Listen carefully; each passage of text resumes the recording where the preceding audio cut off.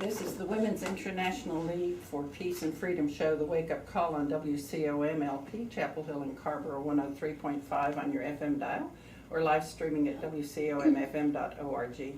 You can also watch the show on the People's Channel after a week's delay on Thursday night at 10 p.m., Friday morning at 6 a.m., or Tuesday at noon. The show will also be available on our YouTube channel, Wilf Wake Up Call. I'm Iris Schwinzer here with our host, Lori Hoyt, and Emily O'Hare on the camera. Today our special guest is Kimberly Brewer. Thanks, Iris. So here we are again on another beautiful Wednesday afternoon, and we have Kimberly Brewer with us from Binkley Church, and we're delighted to have her. And we're going to be talking about something that affects all of us. We're going to particularly focus on North Carolina, and that is how the North Carolina court fines and fees create a modern-day debtor's prison.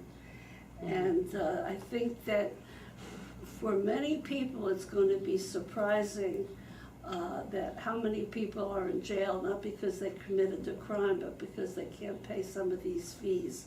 And Kimberly's working on that. So welcome, Kimberly. Thank you so much, Lori. You helped us at Binkley kick off this project, the Orange County Bail Bond Justice Project, and you've been following this ever since. I so appreciate your support, your dedication, and the League's support and dedication on this. Well, thank you so much. It was, Wilf has a very proud history about court watching, and this is way back in, I don't know whether it was the 50s or 60s, but some of our early Wilf founders spent 3 years court watching and creating all kinds of data that they then presented to the community. And out of that came the first mediation center in this state, the one that's in Chapel Hill, which was the grandmother, or grandmother we'll say, of the mediation centers around the state. And so we're very proud of that. So when we heard that Binkley Baptist Church, with Kimberly in charge of that, was going to be doing court watching, a couple of us, myself included, jumped on it. But it wasn't as easy as we thought. And particularly for me, I know I'm still technologically, I won't say illiterate, I'm doing better, but it's very challenging for me. So, but my heart is with this project because I think it is so important. And I think I first heard about it with somebody on our show, James Williams. That's right. And Ty Hunter. That's right. A few years ago. And I was shocked at some of what they were telling us. So Kimberly, it's been a long time since we had them on. You're gonna tell us about what this is all about and what these fees are about and what's happening. I think that I just want to acknowledge and to pay tribute to James Williams, who has provided leadership on criminal justice issues in Orange County and North Carolina and across the nation. He has provided just tireless leadership for decades on this issue, on court fines and fees, on the bail and justice issues, on many criminal justice issues. And because of him, we have made some progress, and I'd like to talk some about the progress as we go on into the show, but I wanted to sort of set the Orange County Bail Bond Justice Project in context of some of these other injustices. You mentioned the court fines and fees, and the report and study that Attorney Williams recently completed on that, which was just a compelling and powerful report by the ACLU. And I would recommend it to everyone. It's about the growth of fines and fees that are charged to defendants, everything from a night in jail or staying in jail to paying to be able to do community service as part of your service, and also just the sort of unbelievable kinds of things that people are charged with just because they are going through the court system. Yeah. And you will find it unbelievable. And part of this is the bail charge itself.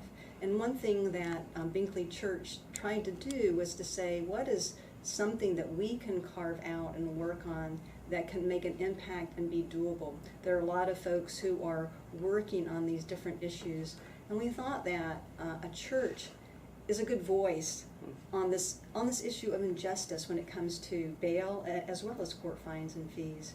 And so we started exploring what we could do last autumn, and something that the church could take on as a major initiative. And we really had two goals in mind. One was to identify unjust practices in setting bail in Orange County, and then the second was to provide direct support to people who are being impacted by this unjust system. And so that's the project that we launched in January, that you helped us launch, and you came to the opening event. It's really about trying to meet those goals. Yeah, and I think, I remember when Ty Hunter was on, how he was saying how much, if you had a traffic ticket, not that long ago, the fees were more moderate, and I think I was thinking about $75 or something in court fees, and now all of that has ballooned terribly. And I just want to back up a little bit about James Williams. I don't know how many years, for many, many years, he was the chief of the public defenders in Orange County. And so I want to give another hats off to James Williams. He's with the NAACP now and has been, and is, and as you First say, vice president of the Harbor and Chapel Hill branch, so he's a leader in the NAACP locally. Yes. And across the state. Yes, and he makes reports at each of the meetings. So this has been something that he has been such a strong voice for.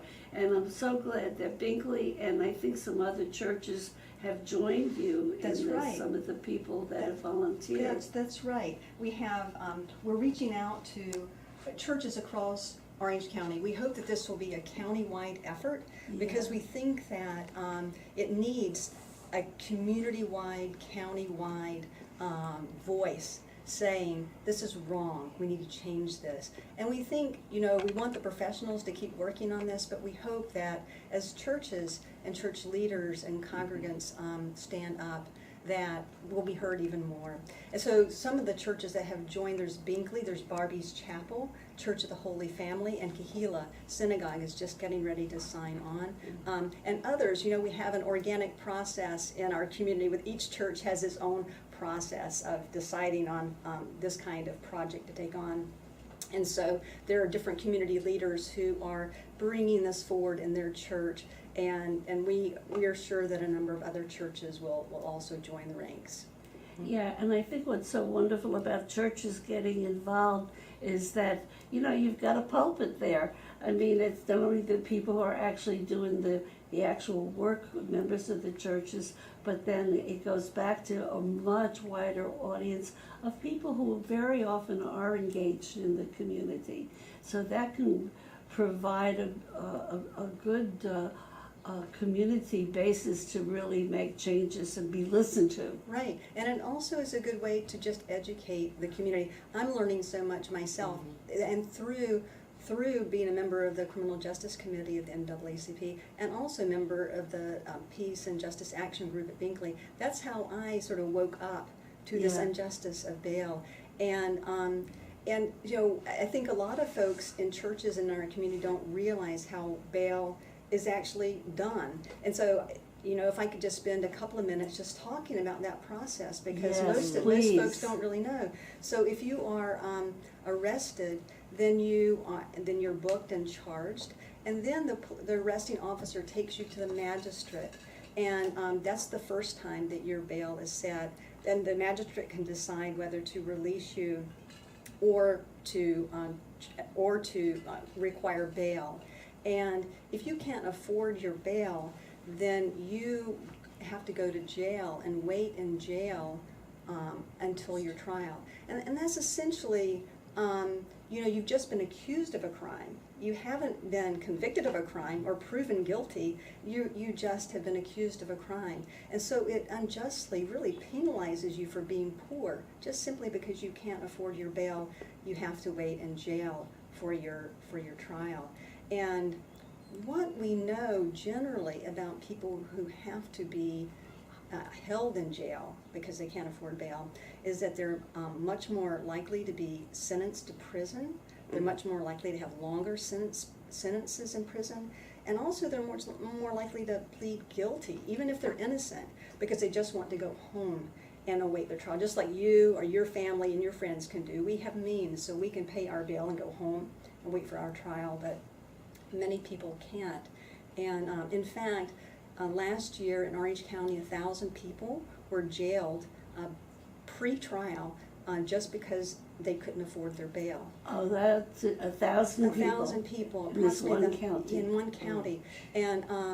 And what's really staggering about that is that, almost 70% of people who in North Carolina, this isn't in Orange County, but this is in North Carolina, almost 70% of the people who are arrested for a misdemeanor, that's like trespassing or an open container law or a more minor kind of charge. 70%, almost 70%, had to either pay bail or post a bond in order to get out of, go home and await their trial, not in jail.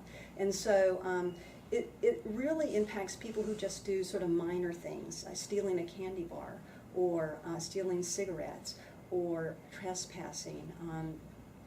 And so you think about the impact that has, the legal impact that has, but if you think about the impact it has on your family, if you have dependents who are depending on you, if you have a job, you can lose it. If you're in jail, for 2 or 3 days, you can lose your job. You can lose custody of your kids. You can't take care of your mother or your father. You could lose the ability to go to school. So the magistrate can determine whether you stay in jail or whether you're released. And then within 24 hours to, let's say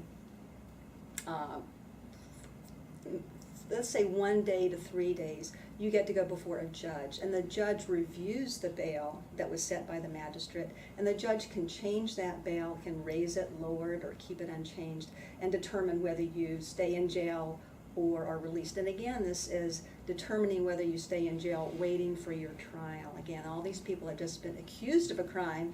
They have not been convicted of a crime. So after that, you can wait for 3 months, 6 months, a year or more for your trial in jail.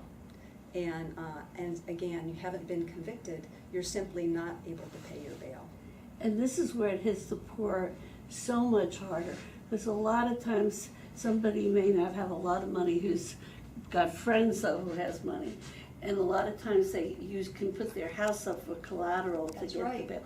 But if you don't have those resources, and if all your friends are poor and they can't help you, you're stuck. You're stuck, and you're right. That's such a good point. Already you're in trouble. You lose your job. You have to find, if you're a parent, you have to make sure your kids are taken care of. I mean, the repercussions, people just, I don't think are aware of what the repercussions are for all of that. And then I think you're right, when it's a long time that they're stuck there, they'll take what's called a plea bargain just to get out of there. That's right. That's right. And will admit to a crime, where they'll offer them a deal, and that's what happens just so often in our so-called justice system. Right, right. Yeah. And we know that through studies and through observations that the system significantly impacts people of color. Yes. It is as significant, the people that you see coming through the courtroom for their, what's called the first appearance before the judge. That's when the judge sets the bail. These people are almost all poor, and a very high portion of them are people of color. And so we know that this is a system that is not working in terms of justice. Yeah. So this is something that goes under the rug or under the carpet, that you're living your life, you're not paying attention, and just think that things hum along as they should in a fair way.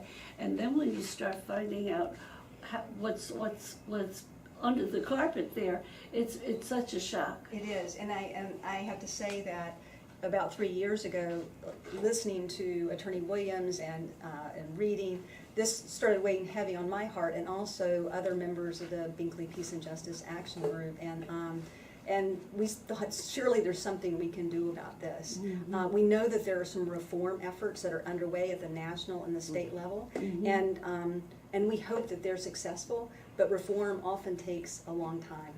And so we thought, what can we do that's doable, that can have an impact, and can be have some results relatively quickly while we are waiting on this reform. Mm-hmm. And so we came up with 4 different actions, and 2 of them fit under that goal of identifying unjust practices and trying to change them, and 2 fit under that goal of providing direct support to the people who are being impacted. And we think that both of those goals are equally important.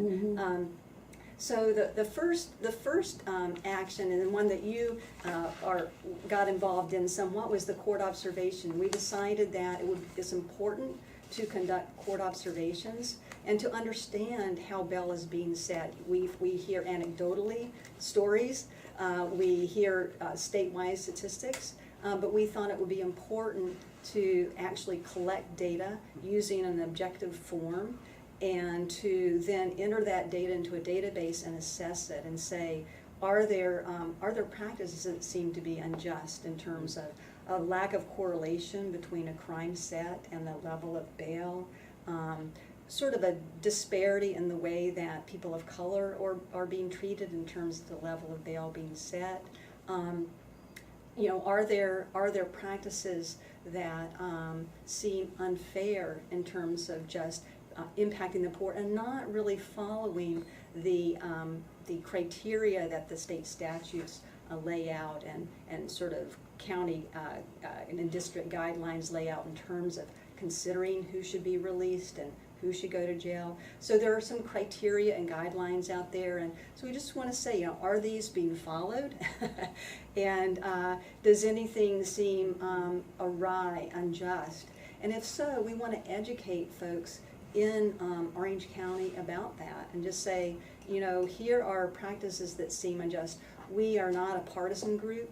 We are not out trying to endorse a judicial candidate in the elections. We just want to educate folks about how bail is being set, and ways that it seems that it could be fairer or seems to be unjust. So that's the judicial sort of identifying practices that seem unjust when the judges are setting bail. There's a whole nother important piece of this, and that's the magistrate's data. No one's ever looked at the magistrate's data. And this is Is the what? the magistrate. When the first time that the bail is set is by the magistrate, and that's often in the middle of the night, or it's not in a courtroom. It's it's at a sort of in a room that is not in a public view, and so no one has really seen these documents or any records of how the magistrate set bail. So we've done a public records request to get some of the magistrate's data so we can review that and also assess if it seems to be being done in a fair way in terms of setting bail. Well, and which brings up, which I've been wondering, what are the criteria for being a magistrate? What kind of training do they get or need?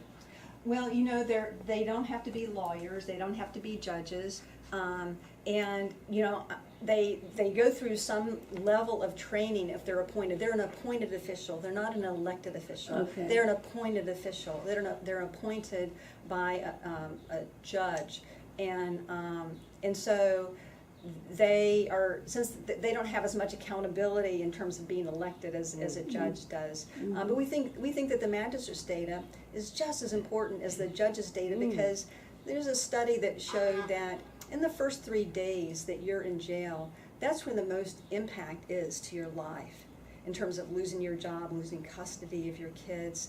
That is a really impactful time. And that's the time, if you are arrested on a Friday night and the magistrate, sends you to jail and you don't see a judge until Monday afternoon, then you have really been impacted, or even 1 or 2 days. So we think that it's very important to review the magistrate's data.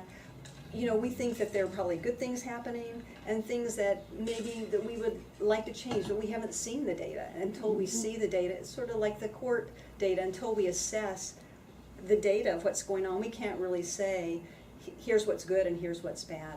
Yeah, because that would be an interesting thing, because they are the first person besides the arresting officer. That's right. And what they set right away, then the judge is either got to agree to it or change it. But once it's set, it kind of sets a mark there that, and I think I don't know, maybe I think I read that one of the things that has made it harder is that the judges are given negative ability to change a fee, or I think the legislature said, where they have to get permission or they have to explain why they're changing it. Right, the General Assembly passed a law that essentially penalizes judges for waiving court fines and fees, and and also they have let judges know that they're looking over their shoulders in terms of how they set bail and that sort of thing. And so, I think that to me was shocking. Right. So I think that there's some level of scrutiny there on the other side. We're scrutinizing to say, well, we would like it to be more just, and then you have the General Assembly saying, we really don't like when you waive court fines and fees, and we're keeping an eye on you. And they issue sort of a report card on judges every year about their performance in terms of waiving court fines and fees. And so it's really like you get, it's almost like that the judges are getting penalized for recognizing you can't squeeze blood out of a turnip. Like if someone is so poor they can't pay many of these fees, and yet if you waive them, then you get penalized or get reported on by the General Assembly as being soft on crime. So it's really a difficult position that the judges are put in that way. But I think that this is why it's important for the church community, the faith community, to stand up and say, but we're talking about justice here. Yes. You need to consider the ability to pay the court fines and fees. That is, you just have to consider. And many of these fees are just simply outrageous and immoral, in my view. And so I think that it's time for another voice to be heard on this. In regard to the morality of justice. Yeah, because I remember reading once that in Canada, when they set traffic fines, it's based on how much money you make. So somebody for the same speeding ticket or whatever it is, who is very high income, they might have to pay, just say $300, where somebody who doesn't make very much money at all may only have to pay $10, so that they take into consideration what is a slap on the wrist or a punishment for a poor person. That $10 may be very difficult for them to come up with, but for a rich person it's nothing, so that they make the fine where it's a little bit of a slap on the wrist for them too, that they're going to think twice. So I thought, well, my goodness, that makes so much sense. But of course, that we don't have anything like that. We're just trying to get it even a little more fair. Well, in that ACLU report that you mentioned at the top of the show, in that report, if I'm not mistaken, it says that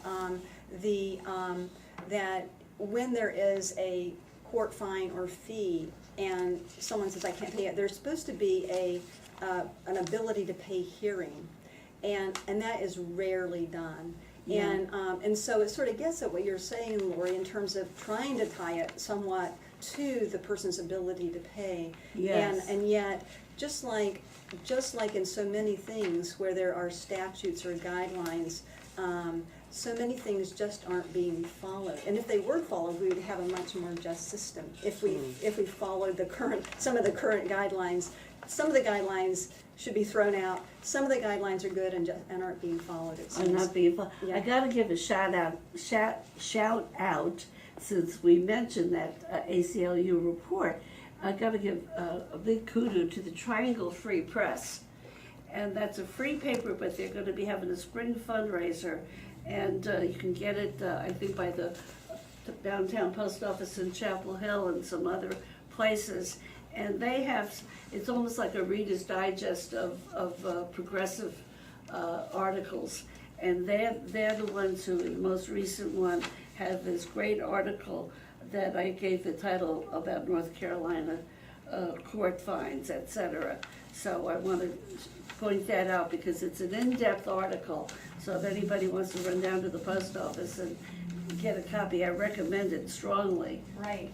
And what you're saying sort of leads to the second goal that we talked about with our project, and that's to provide direct support to people who are being impacted by this unjust system.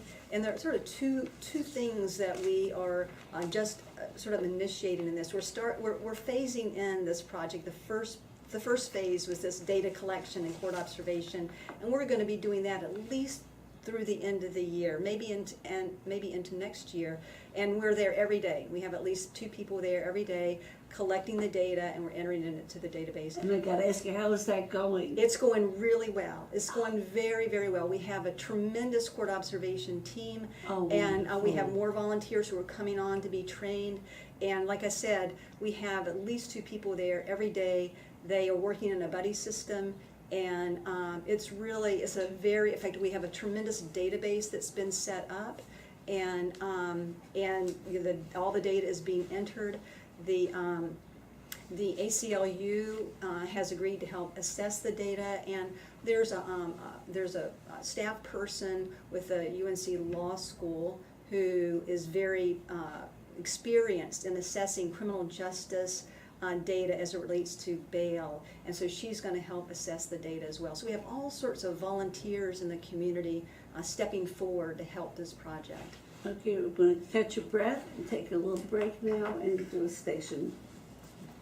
This is Wilf's Wake Up Call on WCOMLP, Chapel Hill in Carrboro, 103.5 FM. You can stream us live at WCOMFM.org. And so this Monday is Memorial Day, and there's going to be a program at the library. Does anybody remember the time? 2 o'clock maybe. I think around 2 o'clock. That sounds good. And it's going to be another issue of justice, which is about the anti-torture campaign that Peggy Mish, who was a staunch activist here for years and years and years, has moved to Massachusetts. And this was something that she just was so persevering and sticking with it through thick and through thin. And I think Christine Calger, somebody who's worked with her on that, one of the things that people may not realize, but North Carolina was involved with that rendition program where people were kidnapped and taken to black site prisons around the globe to be tortured.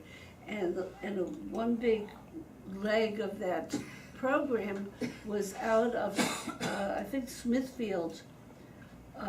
There's a little airport there, and so this little town, you wouldn't think it's part of the CIA, because it was a very undercover, secret torture program, so they didn't want to highlight where they were, so it was in this little town in North Carolina, and our state obviously would have had to know about it, and they've never there's never been accountability, they've never taken responsibility and apologized or even acknowledged what had been happening here for some years.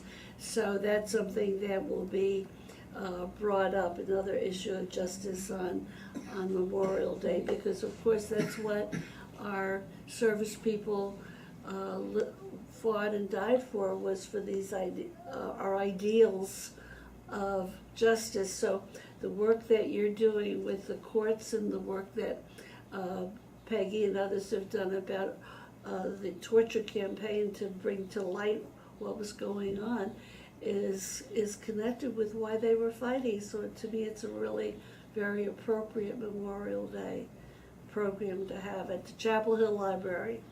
And back to our guest, Kimberly Brewer, who's with Binkley Baptist Church here in one of our very progressive churches, been carrying the banner for justice in many ways for many years. And talking about this new project, a relatively new project that Binkley has decided to really work on, and that is about our whole bail bond system, that increasingly people have become aware of many injustices connected with it, and this is to bring it to light for the community. That's right. So the first part with the court observation, it's going to be going on, how long did you say? Well, we're going at least till the end of the year, and maybe into next year. So Wow. we've been in Several court months then. Oh, we've been ever since early spring. We've been in court every day, observing bail being set, and we'll be in at least till the end of the year, and maybe beyond. And then we'll also be reviewing the magistrate's data. And again, the whole purpose of this is to try to determine, are there, what's happening that's good, and what's happening that seems to be unjust or unfair, and where we see unfair practices, we want to change them. So that's sort of one goal of the project. And the other goal is to try to provide direct support to people being impacted. And we have sort of two things that we're working on to try to meet that goal. Okay. And the first thing is we're going to be setting up a revolving bail fund for people who can't afford their bail, and they can request assistance from that fund, and once they go to trial, whether they are found guilty or innocent, if you appear at trial, your bail is returned to you. So that money would go back into the bail fund and would recirculate to the next person. Okay. And so we're going to be doing a fundraising effort for that beginning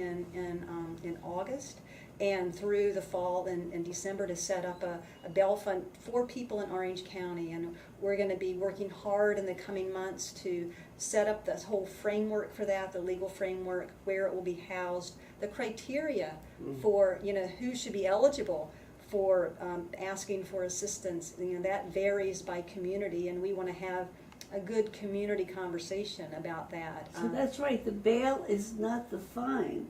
The bail is to assure that you will appear in court. Right. So if you appear in court, that bail will be returned. Right. You're right. Are there some circumstances where it's not returned, or is There may be some circumstances, but for the vast For the most- majority, most most, will be. and even in where different communities across the country have these community bail funds, and there's a very high return rate. And now some people go, oh, don't you lose a lot of money? And the answer is no. There's a very high return No. rate, and that's related to the second piece of the or the second leg of this, and that's having something called participatory defense, or assisting the defendant, their family, their employer, in going to the court and saying, here would be the impact on our lives if you require this bail. And what they found when you have programs like this and you bring that information to the judge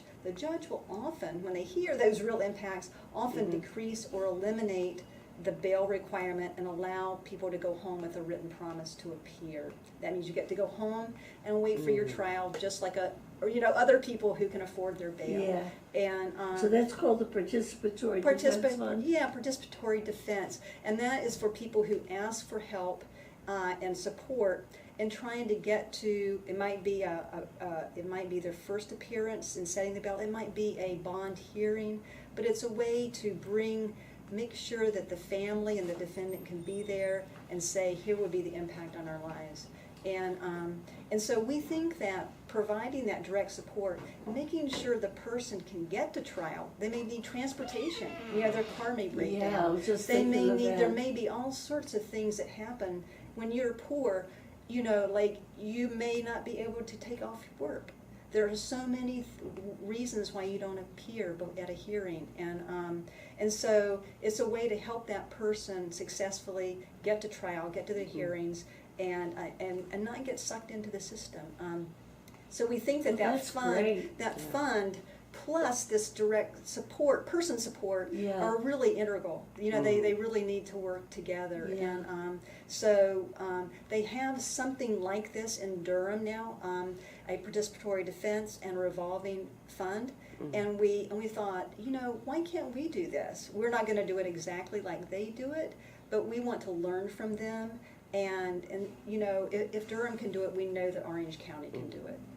Yeah, because I didn't know they had that in Durham, because I heard over Mother's Day that there was the Black Mamas bail bond. Right. And they I think helped 100 people get out, Yeah. which was marvelous. It's absolutely wonderful. And one of them, the judge was so punitive.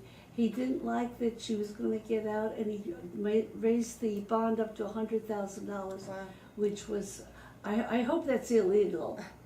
I hope That probably will be looked at. I would imagine. I'm not an attorney. Yeah. I think I mentioned as we were just talking before the show, I'm not an attorney. I'm coming at this purely from a faith-based a motive. And there are a lot of attorneys who are really intelligent and really motivated and purposeful about this. And working with you. And they're working with us. Yeah. Thank goodness, because Yeah. most of the people who are our volunteers are not attorneys. They're doing this because they think there's just something wrong with the system. Exactly. Right. Exactly. And so we think that these four things working together are going to, we think, will help not only address the injustices, we think that it's going to help speed reform along. And we hope that we'll be put out of business in 2 or 3 years. That's what we hope. That's what our hope is. We don't see this as a permanent, ongoing project. We see this as something that we can do to help speed reform and help address needs while reform while we're working on reform. Yeah, because this is the kind of thing you're hoping to put yourself out of business. Huh? Right, exactly. And I wanna say, if I may, a lot of progress has been made.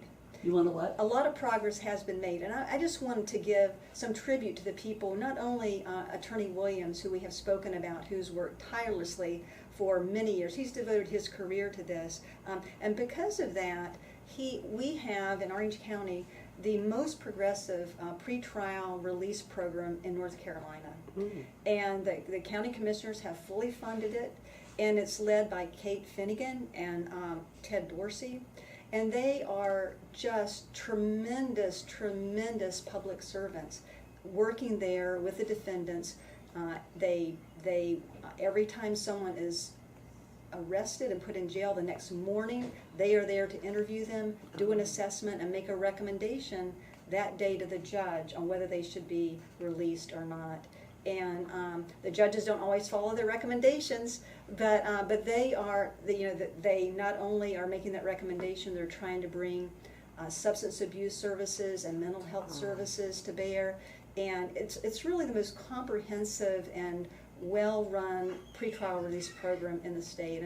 And I want to just say, we should be thankful for that, and I am thankful for that. We know that there's more work to be done. Judge Fox recently issued some new pretrial release policy that is a step in the right direction. He's one of my favorites. Yeah, so he just issued a new policy, and again, these things, what the pretrial release program recommends is not binding, and the policy isn't binding, but we think these are a step in the right direction, and I want to thank those leaders who are and have been working so long on this issue. And we are not just going to be pointing out problems, but in the fall, James Williams and the Criminal Justice Committee and other committees of the NAACP, I believe, will join together to hold a forum called Justice Reimagined. And it's going to be looking at not just identifying problems, but what are solutions? What are doable solutions? What are other communities doing that we can do too? And and that's going to cover not just bail, it's going to cover court fines and fees, a whole host of issues that we're facing, and bringing them together under one umbrella.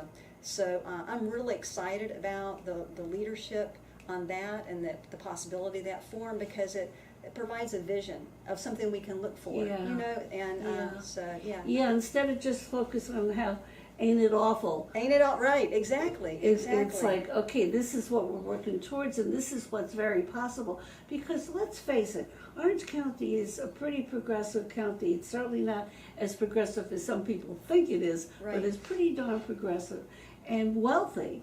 And if we can't have justice in this county, what chance do some of the poor counties have?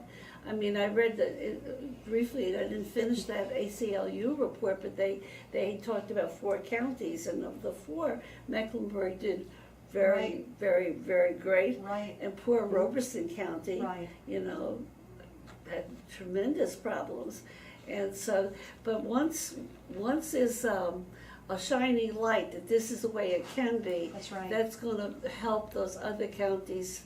It'll set the bar. It'll set the bar and provide a vision. I think not just, I'm hoping that we'll look not just at communities in North Carolina, but what some other communities are doing in other areas. In other states. Right. And so that may mean changes that the General Assembly may need to make. And it's interesting, Lori, because, bail reform is something that Republicans and Democrats can talk about, it seems. It is something that people seem to be waking up to and saying, for whatever reason, this is a problem. And so I think because it was getting so expensive. Right. And also because the Koch brothers have jumped on that right, bandwagon. Exactly. Thank goodness. That's good. That's right. We'll that's give right. the devil his due if he did. That's right. And let's just talk about let's talk about money while we're talking about money. Yeah. If you want to compare the cost of keeping someone in jail versus releasing them to pretrial services supervision, it's $100 more per day per defendant. $100 more per day. And what they find is that it's actually more effective. Pretrial services supervision is more effective in keeping the person out of the prison system and actually getting them to trial, in the long term. And I think that from an Orange County taxpayer's perspective, $100 a day per defendant adds up to a lot of money over time. Yeah, it's that plus building new buildings. That's for right. that. I think it didn't Durham just have to build, or the process of building a new jail. Mm-hmm. I mean, all of these things Orange are County's going to be building a new jail, right? hugely expensive. Mm-hmm. And so that anything and also people's lives. I mean, you think about when I see these poor prisoners, with the orange jumpsuit, what that does to your self-esteem. Mm-hmm. And just like, what the way you're treated, you start taking on that. That's who I am. It really is. It's a terrible downward spiral for somebody. It is. In terms of everything about their life. It is. Yeah. And the bail and the court fines and fees are just so intertwined, because you may get out on bail, but you may not know, but just even to appear in court, they charge you a fee now. To, like, if you have to come to court to for some reason, they charge you a fee, and it's quite a substantial fee.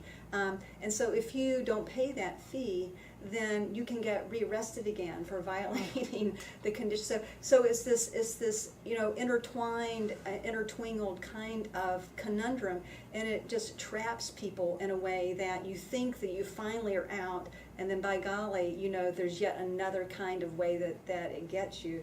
and sort of grabs you back into the system. Yes, because that's something too that I think was a real surprise. How many fees they've tacked on to everything. Right, there used to be about 5 fees, and now there are 45. Is that, I believe that's the growth, and and maybe the last 15 years. I may not be quoting the report exactly. Again, I'm not an attorney, but I believe that it used to be 5 fees, and now it's 45 different kinds of fees that they can charge. every little thing they can charge. If you have an ankle bracelet, a GPS ankle bracelet, they charge you for that. If they say you have to do community service as a condition of release, you have to pay to be able to do community service. Yes. You pay for your jail time, overnight jail time. Just I don't every think people imaginable thing, realize. right, and it adds up. All of those things add up to a really large amount of money that you may have to pay, even if you pay your bail. Yeah. Yeah. Yes, they tack on so many more fees that most of us have never heard of. And the thing is they Probation, don't. if you're on probation, you've got to pay so much a month. Right. And right. then if you're barely making it to begin with. Right, right. And so I think that trying to address it as a whole system is really important. Even though we are tackling the bail part, Yeah. you know, we said what's doable, what's doable for Binkley Church, Yeah. and us to organize some other We can't churches. do the whole we thing. can't do the whole thing, but we think that the court fines and fees and bails are so intertwined, and they have to be tackled. Yeah, and that's the first thing that hits the person, so you can get that going better for the person to give them a fighting chance. Right. Yeah. Right. No, I think that's wonderful that you all have taken it. It's a lot, as I said earlier, it's a lot more complicated and difficult than I realized. With modern technology, there's all kinds of things to get on your computer about. But it's such a wonderful project, and I'm so glad that you all, and I know you've been working tirelessly. Well, I have to say, it's just been so rewarding to, there are times when you feel like, you almost feel some despair. There's so many things, but when you actually feel like that you can do something that's making a difference, or can make a difference, Yes. and that is you can carve out something, that to me gives me hope. Yeah. And I think it can give other people hope too, not just the people who we are trying to address the injustice, the ones who are being impacted, but the people who are working on this, I think, feel some strong sense that this is going to make a difference. And Kimberly, just tell us a little bit about yourself. How long have you lived in this community? Yeah. So I've lived in Chapel Hill, Carborough since 1982, and I came here to work for the Nature Conservancy. And For the what? Nature Conservancy. Oh. Yeah, after college, and so I ended up going to graduate school here in City and Regional Planning. And my focus, my entire career, has been resolving water issues for communities across the country. And so while I have done that, and that's a passion, I also have been very involved in community activities for decades since I've been here.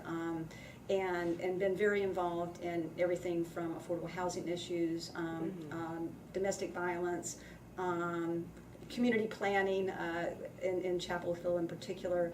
I helped start the Orange County Living Wage program here in the community, and so Good for you. And tomorrow there's going to be the Poor People's Campaign is going to be taking that up about the Fight for 15. Awesome. Yeah.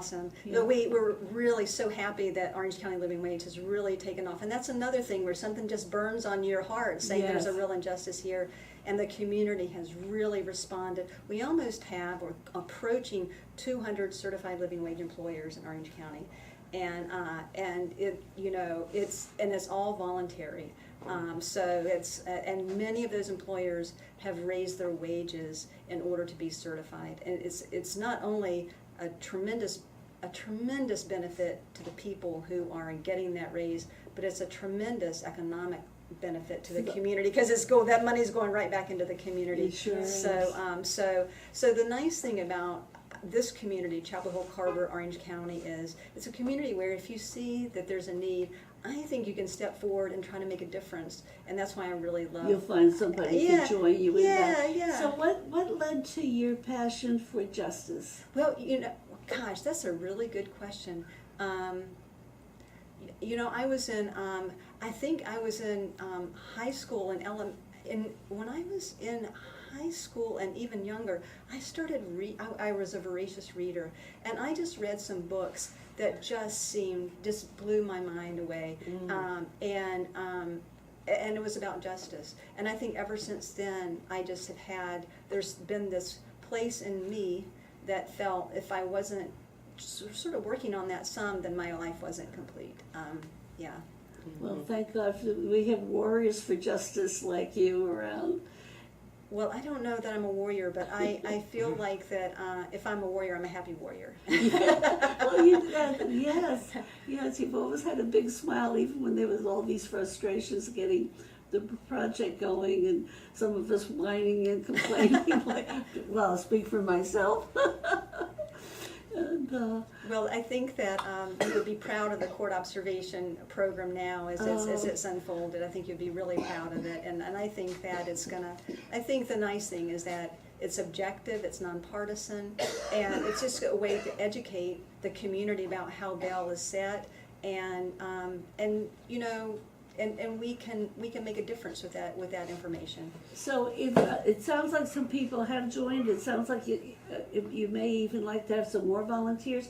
How do they get in touch with you? Okay. You wanna, Yeah, so what we like to do is come and speak to a group and tell them about the project, and particularly the court observation, if that's what they're interested in, so they know what's involved.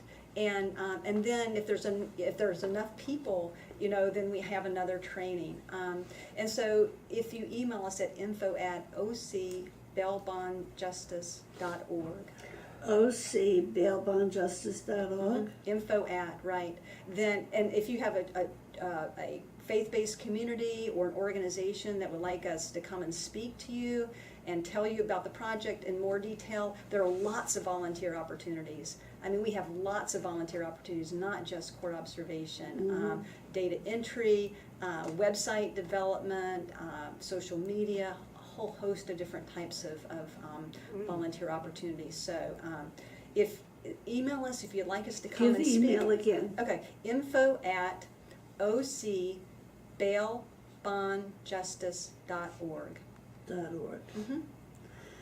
Okay, folks, this is a wonderful opportunity, and what's really nice about it is it's something you'll see results from. We sure hope so. Yeah, it may be like into next year, but I'm sure there'll be reports coming out Yes. of these data collections and being presented to the courts, to the community. That's right. And keep the Like forum. there's an end sight and view there. That's right. And also keep in mind the forum in the fall that's going to be put on by the NAACP, the Reimagining Justice. Yes, And that's not probably a date's not been set. the date yet. has not been set, but we envision We'll that, announce it here yeah. and keep just and I guess the NAACP also has a website. I'm sure. Right. Yeah, they So do. It'll be put out. And I hope I'm not announcing that too soon, but it has been discussed and is on the action plan for the NAACP. Yeah. But I just want to plug that forum and keep your ears and eyes open for it, because it should be really inspiring. Yes, and inspiring, and also just give us all so much information, things that we had no idea about. Right. And once you realize how screwed up some of these things are and how unfair they are, then it makes you want to support any efforts for reform and vote for people who are part of making that reform, or go to a church that is part of making that reform. Right. So, Kimberly, thank you so much. Thank you so much for inviting me and giving me this opportunity. I Yeah. really appreciate it, This Lori. has been great. Thank you. Okay, see you next week, folks. Next Wednesday, 5 to 6. Wake up call.